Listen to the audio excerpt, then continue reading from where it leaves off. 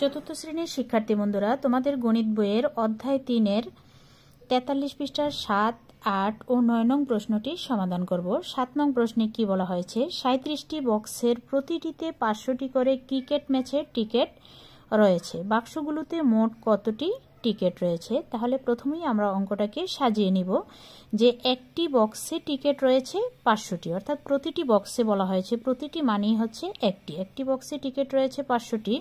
সুতরাং 37টি বক্সে টিকিট রয়েছে, 500কে 37 দিয়ে গুণ করতে হবে। তাহলে আমরা এই শূন্য দুটি বাদ দিয়ে আগে 37কে 5 দিয়ে গুণ করে নেব। 5 দিয়ে 37কে গুণ করব। 5 7 35-এর 5 হাতে আছে 3, 3 5 15, 15 আর 3 16, 17, 18, 185। এখন এখানে 185 লিখব, আর এই দুইটা শূন্য বাদ রেখে আমরা গুণ করেছিলাম, তাই এই শূন্য দুইটাকে আমরা বসিয়ে দেব। তাহলে 18,500টি টিকিট রয়েছে।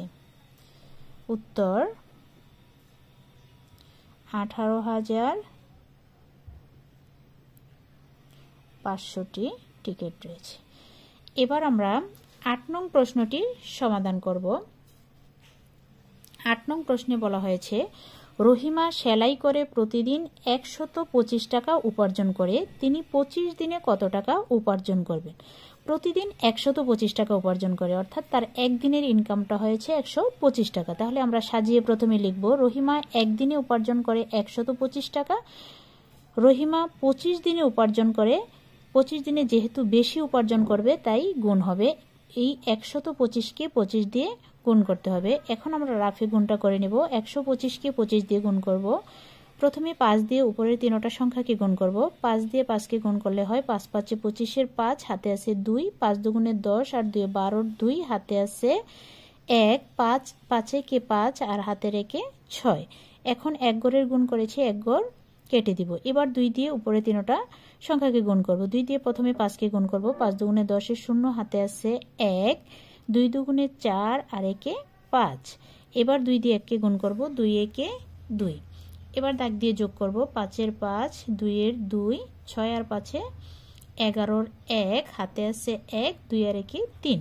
3,125 টাকা। 3,125 টাকা। সে 25 দিনে 3,125 টাকা উপার্জন করবে। তাহলে আমরা উত্তর লিখব, উত্তর 3,125 টাকা।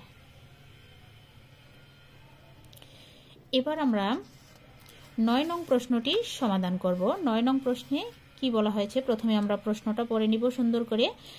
তোমার কাছে প্রতিটি 230 মিটার লম্বা 15টি রশি আছে।